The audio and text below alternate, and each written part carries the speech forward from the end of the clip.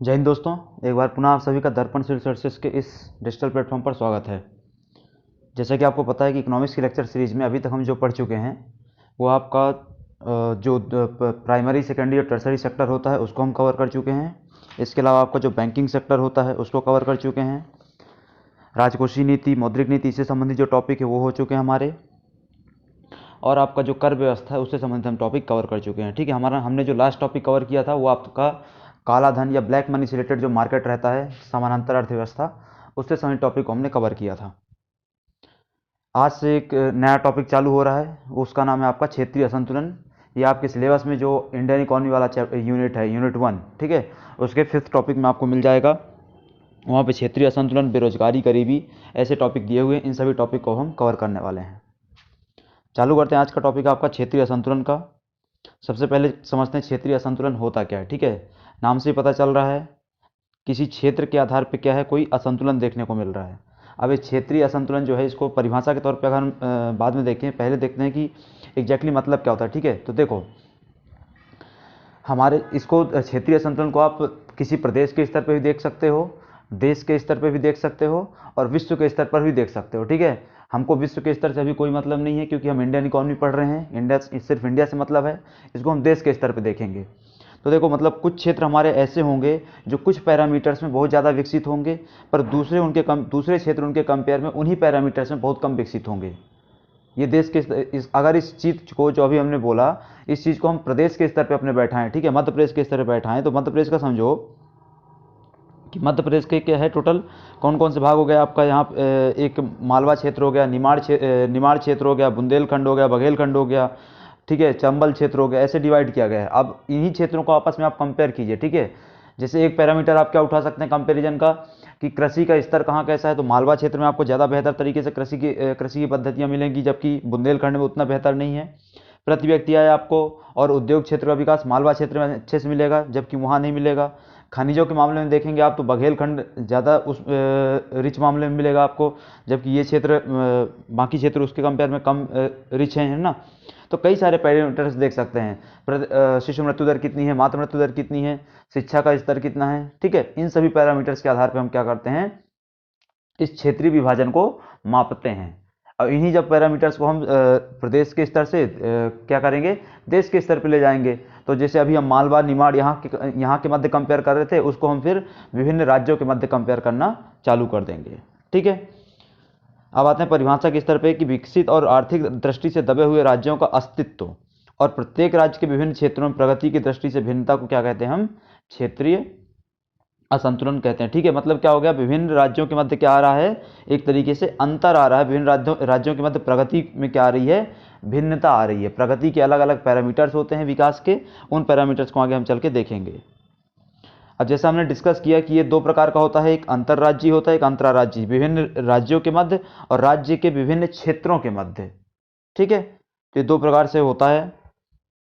अब हमारा जो मेन टॉपिक है वो है क्षेत्रीय असंतुलन के सूचक क्या होते हैं, मतलब किन किन पैरामीटर्स के आधार पर हम जानते हैं कि क्षेत्रीय असंतुलन विद्यमान है। ठीक है, तो क्षेत्रीय असंतुलन सूचकों में पहला आता है किसी प्रति व्यक्ति आय। ठीक है, मतलब क्या है, कई सारे सेक्टर्स क्षेत्रक हो सकते हैं, जैसे क्या भूमि में कितना दबाव है, प्रति व्यक्ति आय कितनी है, कृषि पर निर्भरता कितनी है, एमएसएमई सेक्टर का विकास कितना है, टोटल औद्योगिक अर्थव्यवस्था का विकास कितना है। ठीक है, उस क्षेत्र का जीडीपी में योगदान कितना है, इन सभी पैरामीटर्स के आधार पर हम देख सकते हैं। सबसे पहला जो पैरामीटर आता है आपका वो है प्रति व्यक्ति आय। अब देखो, प्रति व्यक्ति आय का जो पैरामीटर है उसके आधार पर अगर हम बात करें यहाँ पर, ठीक है, इसको जूम कर लेते हैं थोड़ा सा। प्रति व्यक्ति आय के पैरामीटर के आधार पर अगर हम बात करें तो जैसे गोवा है, यहाँ पे हमने कंपेरिजन एक किया हुआ है, सभी राज्यों को कंपेरिजन नहीं किया गया है, कुछ राज्यों को कंपेरिजन किया गया है ताकि एक ब्रॉडर पर्सपेक्टिव में क्या हो जाए, पिक्चर क्लियर हो जाए। ठीक है, जैसे यहाँ पे क्या दिया हुआ, गोवा दिया हुआ है, कर्नाटक, मध्य प्रदेश और बिहार। अब गोवा, कर्नाटक, मध्य प्रदेश और बिहार के मध्य आय असमानता को अगर आप देखेंगे, ठीक है, जैसे अभी क्या है, भारत की जो प्रति व्यक्ति आय चल रही है वो कितनी चल रही है, 1,28,000, 1,26,000, 1,28,000 के आसपास चल रही है। ठीक है, ये तो भारत की हो गई। अब भारत की आय के कंपेयर में अगर आप गोवा की प्रति व्यक्ति आय देखेंगे तो बहुत ज़्यादा है, 5.23 लाख प्रति व्यक्ति आय है गोवा की। ठीक है, कर्नाटक की कितनी है, 2.49 है लाख प्रति व्यक्ति है, मध्य प्रदेश की 1,09,000 है, और बिहार की मात्र कितनी है, 41,000 है। अब इसको आप कंपेयर कीजिए, क्षेत्रीय असंतुलन कितना ज़्यादा विद्यमान है कि गोवा की आय जहाँ पे 5.5 लाख के आसपास जा रही है, वहीं बिहार की आय मात्र 50,000 के आसपास है। ठीक है, तो गोवा की आय एक तो देश के उसमें कंपेयर करेंगे आप टोटल देश की प्रति व्यक्ति आय से तो भी बहुत ज़्यादा है, और जो सबसे कम जिसकी आय है, सबसे कम किसकी, बिहार की है। ठीक है, उससे अगर कंपेयर करेंगे तो उससे तो बहुत ही ज़्यादा है। ठीक है, तो ये जो क्षेत्रीय असंतुलन विद्यमान है, ये भी एक क्या हो गया, प्रति व्यक्ति आय क्या हो गया, एक पैरामीटर हो गया मापने का। ठीक है,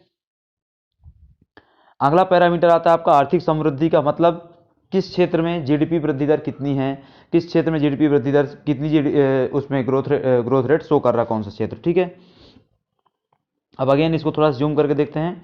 अब देखो यहाँ पे जीडीपी वृद्धि दर देखेंगे या फिर उस क्षेत्र की आर्थिक समृद्धि की दर को अगर हम देखेंगे तो यहाँ पे हमारे पास जैसे उदाहरण में है मिजोरम, गुजरात, मध्य प्रदेश, छत्तीसगढ़ और गोवा। ठीक है, अब देखो यहाँ पे क्या हो जाता है, कौन कौन से सेक्टर है। पहला क्या है, मिजोरम।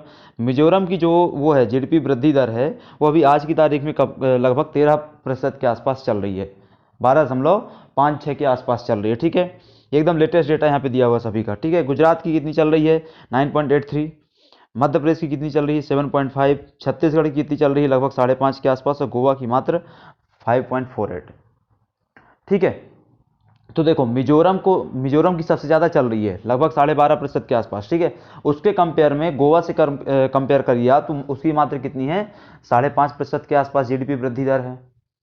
मध्य प्रदेश की कंपेयर करिए, मध्य प्रदेश की 7.5% के आसपास है, पर मध्य प्रदेश का जो कृषि क्षेत्र की जीडीपी वृद्धि दर है वो बहुत ज़्यादा है। ठीक है, 13 से 14% के आसपास मिलेगी, पर मध्य प्रदेश का जो उद्योग क्षेत्र और सेवा क्षेत्र है वो उतनी वृद्धि दर नहीं करता, तो अल्टीमेटली जो टोटल है वो क्या हो जाता है, 7.5 के आसपास लुढ़क जाता है। ठीक है, वहीं गुजरात और उसको कंपेयर करेंगे आप मध्य प्रदेश का, तो भी अंतर आपको मिलेगा। तो ये एक क्षेत्रीय असंतुलन है कि मिजोरम बहुत ज़्यादा ग्रोथ कर रहा है, बहुत तेज़ी से ग्रोथ कर रहा है, उसके कंपेयर में जो बाकी राज्य हैं वो उतनी अच्छी तेज़ी से ग्रोथ नहीं कर पा रहे हैं। ठीक है, तो ये एक पैरामीटर हो गया कौन सा, आर्थिक समृद्धि का। इसके पहले का पैरामीटर हमने क्या देखा, क्षेत्रीय असंतुलन में प्रति व्यक्ति आय का। अगला पैरामीटर आता है अब निवेश की प्रवृत्ति। अब निवेश की प्रवृत्ति में सबसे बड़ी दिक्कत ये जाती है कि अधिकांश जो निवेश है वो कहाँ चला जाता है, अग्रगामी राज्यों में, मतलब उन राज्यों में चला जाता है जो पहले से विकसित हैं। टोटल जो एफडीआई प्राप्त होता है या टोटल जो निवेश होता है एफडीआई के अलावा भी सब मिला करके, उसका 2/3 हिस्सा, मतलब 66% है, उससे अधिक हिस्सा कहाँ जाता है, बड़े राज्यों में चला जाता है, विकसित राज्यों में चला जाता है, जिसमें आपके गुजरात हो गया, महाराष्ट्र हो गया, कर्नाटक हो गया, आंध्रा हो गया, तेलंगाना हो गया। ठीक है, इन राज्यों में क्या कर दिया जाता है, निवेशित कर दिया जाता है। तो ये एक समस्या है पीछे। इससे क्या होता है, जो पिछड़े राज्य हैं उनमें कहीं निवेश ही नहीं हो पाता, तो पीछे ही बने रहते हैं हमेशा। ठीक है, अगला पैरामीटर आता है आपका साक्षरता का। साक्षरता में साक्षरता में अगर कंपेयर करें, हम यहाँ पे बात करें, जैसे केरल की साक्षरता दर आपको पता है कि लगभग अब क्या है, वो 93-94% के आसपास है लिटरेसी रेट वहाँ का।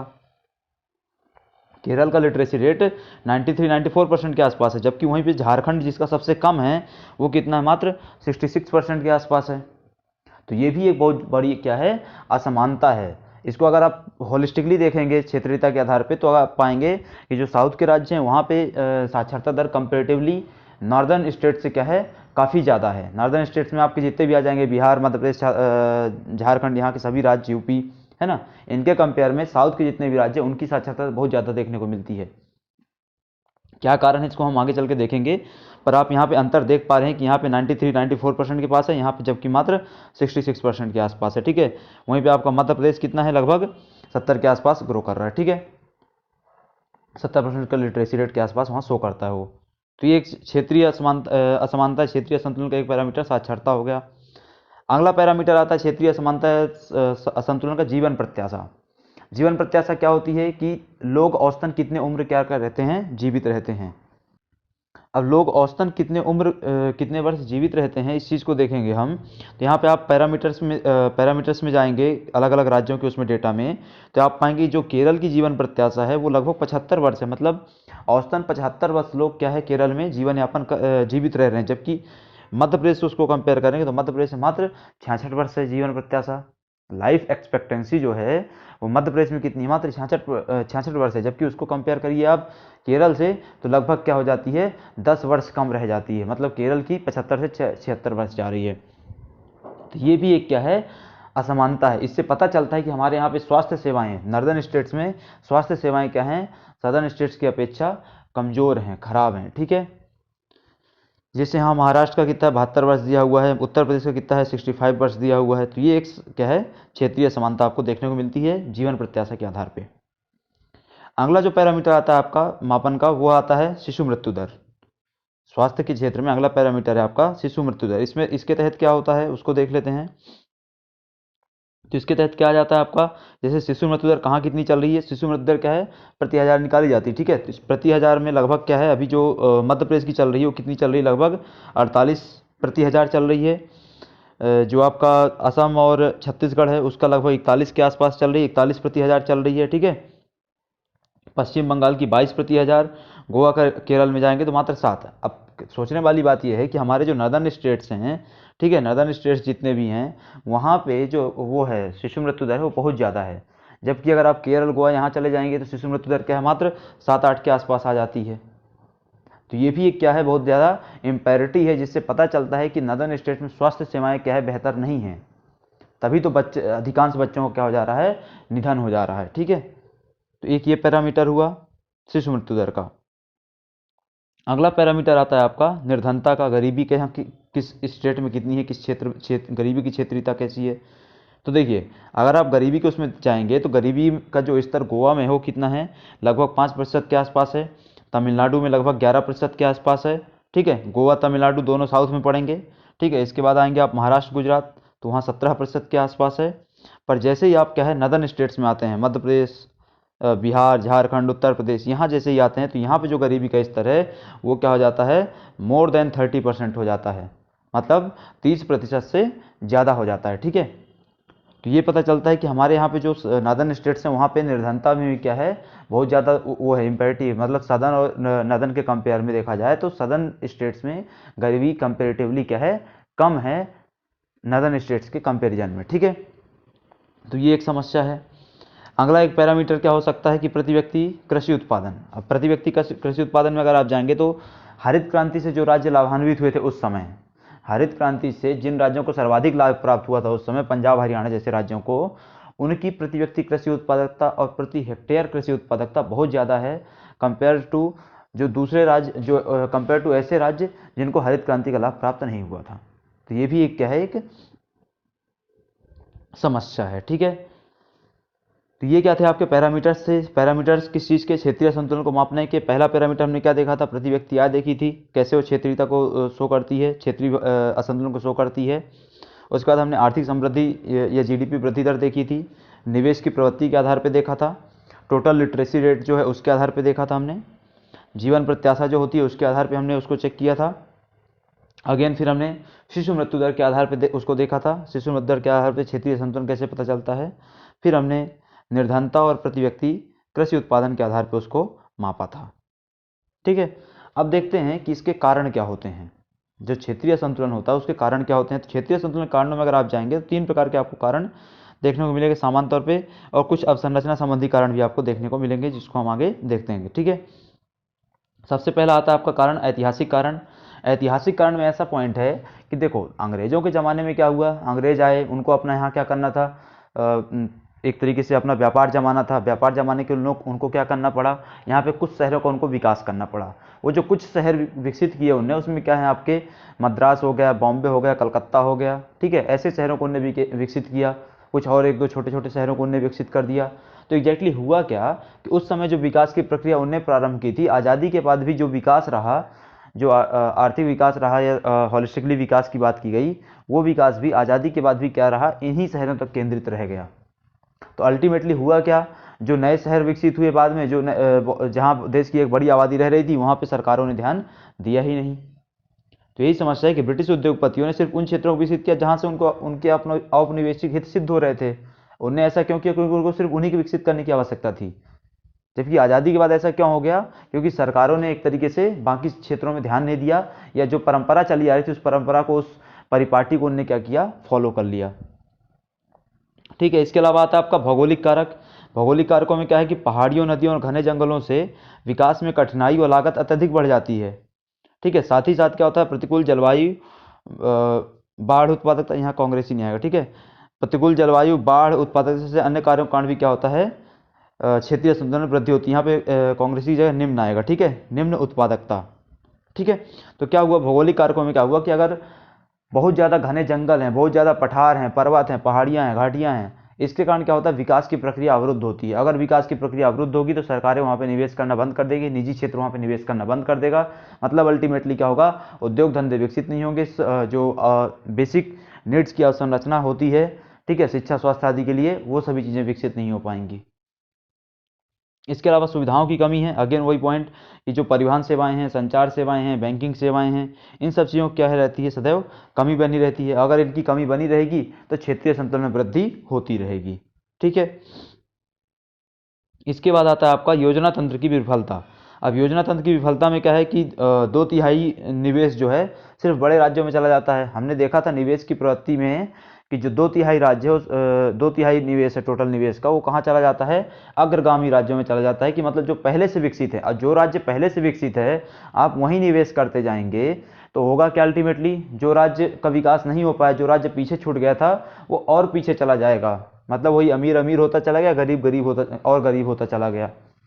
अगर आप महाराष्ट्र, गुजरात, तमिलनाडु, आंध्र प्रदेश, तेलंगाना, इन्हीं राज्यों में बार बार निवेश करते चले जाएंगे, कर्नाटक, यहाँ इन्हीं राज्यों में निवेश करते चले जाएंगे, तो क्या होगा, अल्टीमेटली आपके जो पिछड़े राज्य हैं, जो बीमारू राज्य हैं, वहाँ पे विकास अच्छे से नहीं हो पाएगा।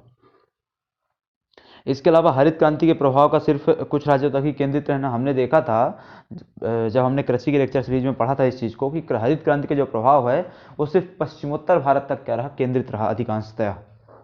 इससे हुआ कि अल्टीमेटली जो अन्य राज्य थे उनको उस चीज़ का लाभ नहीं मिला। तो इस कारण क्या हुआ, वहाँ पे जो कृषि की उत्पादकता है पर हेक्टेयर और पर व्यक्ति, वो क्या हो गई, निम्न हो गई।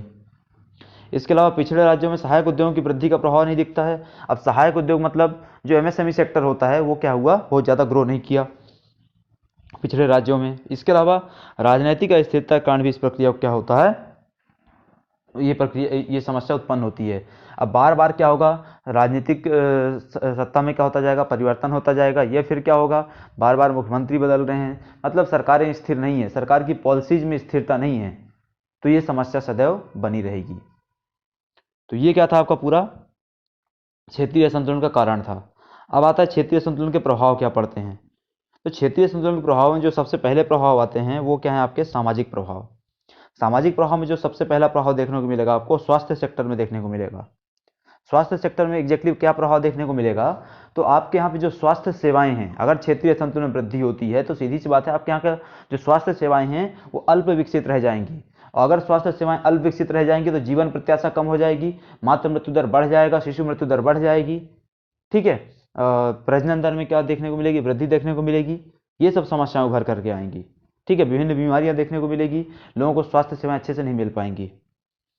शिक्षा में अगेन अगर क्षेत्रीय संतुलन में वृद्धि होगी तो सीधी बात है जो शिक्षा संबंधी जो सेवाएं हैं उनका विकास नहीं हो पाएगा। मतलब लिटरेसी रेट क्या होने वाला है, आपके यहाँ कम होने वाला है, कौशल विकास नहीं होने वाला है। इसके अलावा क्या है, बेरोजगारी। बेरोजगारी सीधी सी बात है, अगर आपके यहाँ पे क्षेत्रीय संतुलन है तो मतलब शिक्षा सेवाओं का विकास नहीं हो पाया, अवसंरचना का विकास नहीं हो पाया, उद्योग धंधों का विकास नहीं हो पाया, मतलब लोग क्या होने वाले हैं, वहाँ पर बेरोजगार होने वाले हैं, अधिकांशतः बेरोजगारी की दर में वृद्धि होने वाली है।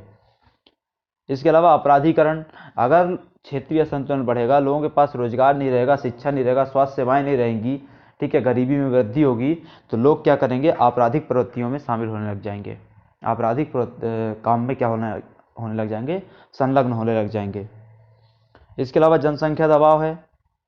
सीधी सी बात है कि लोगों को क्षेत्रीय संतुलन बढ़ा, क्षेत्रीय संतुलन बढ़ा तो क्या हुआ, बुनियादी अवसंरचना का विकास नहीं हुआ, लोगों के पास रोजगार नहीं आया, लोगों की गरीबी में वृद्धि हुई, तो लोगों के पास फिर कुछ काम नहीं बचेगा जनसंख्या बढ़ाने के अलावा, सीधी सी बात है ना।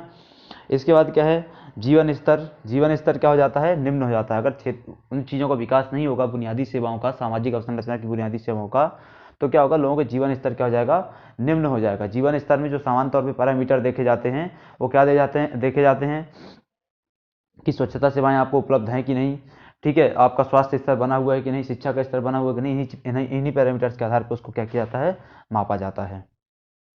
तो ये क्या है, आपका पूरा सामाजिक समस्याएं हैं, सामाजिक प्रभाव है क्षेत्रीय संतुलन का, ठीक है।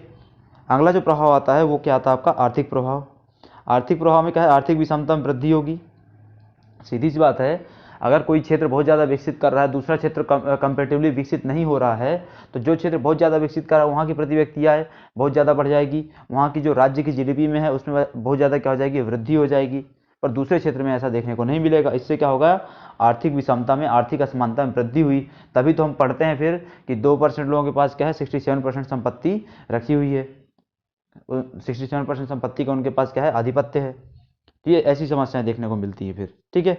इसके अलावा क्या है, असंतुलित विकास। असंतुलित विकास अगेन वही, इम्बैलेंस क्या होगा, डेवलपमेंट होगा। जिस क्षेत्र में जितनी आवश्यकता है वहाँ पे उतना विकास नहीं होगा, जहाँ जितनी आवश्यकता नहीं थी, उतनी आवश्यकता नहीं थी, वहीं पे क्या किया जाएगा, विकास किया जाएगा, ठीक है। प्रति व्यक्ति आय हमने डिस्कस किया इसको कि अगर आपके यहाँ पे क्षेत्रीय संतुलन बढ़ता है तो प्रति व्यक्ति आय में क्या जाती है, कमी आ जाती है। अवसंरचना का अभाव, जिन क्षेत्रों में पहले से अवसंरचना कम थी वहाँ आपने निवेश नहीं किया तो अवसंरचना अभाव सदैव बना रहेगा, जो कि क्षेत्रीय संतुलन के प्रभाव के रूप में क्या होता है, सामने निकल करके आता है। इसके अलावा आर्थिक विकास, अगर हम इन सभी चारों पॉइंट्स को होलिस्टिकली बात करें तो क्या कहलाए जाएंगे, आपके आर्थिक विकास की विषमता को शो करेंगे, ठीक है, जो कि क्षेत्रीय असंतुलन का प्रभाव होगा।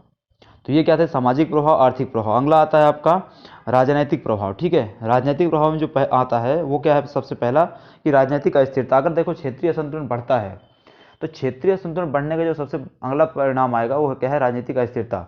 अब यहाँ पे राजनीतिक अस्थिरता के कारण क्षेत्रीय असंतुलन बढ़ता है और क्षेत्रीय असंतुलन के कारण राजनीतिक अस्थिरता होती है। ये दोनों चीज़ें क्या एक दूसरे की पूरक हैं। भाई क्षेत्रीय असंतुलन क्या हुआ था, क्योंकि राजनीतिक अस्थिरता थी, जो सरकारें उनकी पॉलिसीज में क्या थी, कोई निश्चितता नहीं थी। पॉलिसीज जो थी वो दीर्घगामी दृष्टिकोण के हिसाब से नहीं फ्रेम की गई थी। जबकि राजनीतिक अस्थिरता का क्षेत्रीय संतुलन कारण राजनीतिक अस्थिरता कैसे बढ़ती है, तो अगर क्षेत्रीय संतुलन बढ़ेगा, इम्पैरिटी आएगी, राज्य गरीब हो जाएगा, बेरोजगारी बढ़ जाएगी, तो वहाँ पे फिर क्या है, राजनीतिक परिवर्तन लगातार देखने को मिलेगा। क्यों, क्योंकि सब चीज़ क्या है, वोट बैंक के इर्द गिर्द घूमना चालू हो जाएगी, ठीक है।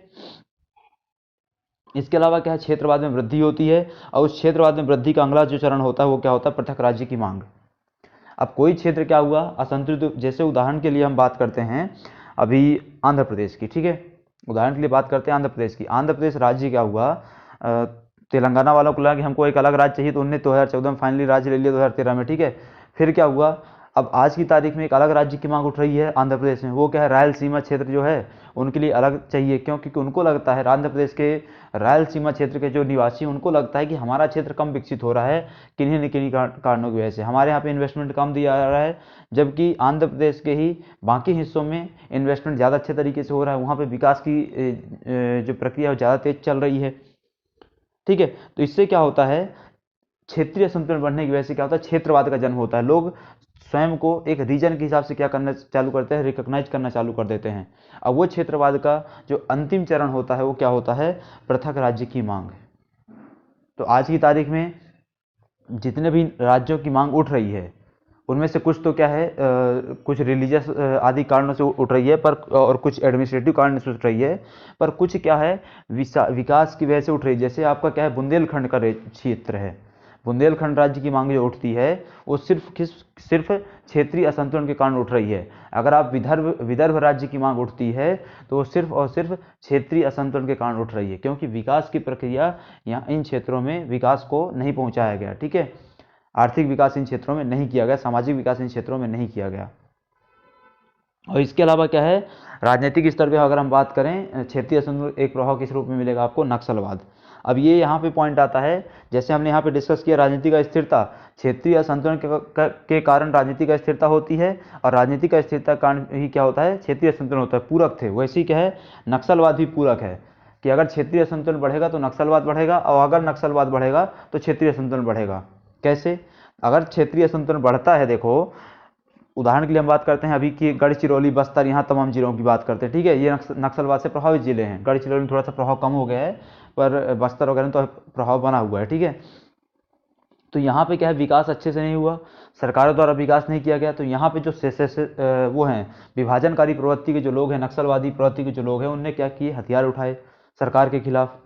उनने बोला कि हम क्या करेंगे, इस चीज़ को सरकार को क्या करना पड़ेगा, जवाब देना पड़ेगा, ठीक है। जो भी हुआ तो उनने क्या कर दिया कि विकास नहीं हुआ था, क्षेत्रीय असंतुलन विद्यमान था, इस कारण उन्होंने क्या कर लिया, हथियार उठा लिए। तो ये तो पॉइंट हो गया कि क्या हुआ, क्षेत्रीय असंतुलन से नक्सलवाद उत्पन्न होता है, ये पॉइंट। अब आता है कि नक्सलवाद से क्षेत्रीय असंतुलन बढ़ता है, ये कैसे? तो देखो, जिन लोगों ने हथियार उठाए उन क्षेत्रों में, गढ़चिरौली, बस्तर, जहाँ जहाँ जितने भी जिले हैं, जिन लोगों ने हथियार उठाए, उन लोगों के हथियार उठाने की वजह से क्या हुआ कि वहाँ पे विकास की प्रक्रिया जो भी चल रही थी थोड़ी बहुत, वो भी रुक गई। क्यों? क्योंकि इनने जो वो थे डेवलपमेंट के जितने भी प्रोग्राम थे, उन प्रोग्रामों को हथियार के दम पे क्या कर दिया, रोक दिया। अगर कोई सड़क बनती है कहीं पर, अगर कोई कहीं पुल बनता है, तो उसको क्या करते हैं, ये ढहा देते हैं, सड़क को नष्ट कर देते हैं, बमबारी करते हैं, ठीक है। तो क्या हुआ, हमने इसको जाना कि क्षेत्रीय असंतुलन से नक्सलवाद बढ़ता है, और नक्सलवाद से ही क्या होता है, क्षेत्रीय असंतुलन में वृद्धि होती है। तो ये पूरा क्या था आपका, इसका क्षेत्रीय असंतुलन का प्रभाव था राजनीतिक स्तर पर, आर्थिक स्तर पर, सामाजिक स्तर पर। अगले वीडियो में हम जब आएंगे, आज की वीडियो में बस इतना ही रहेगा। अगले वीडियो में हम क्षेत्रीय असंतुलन को कंटिन्यू करेंगे। तब तक के लिए इस वीडियो को समाप्त करते हैं, मिलते हैं आपसे अगले वीडियो में।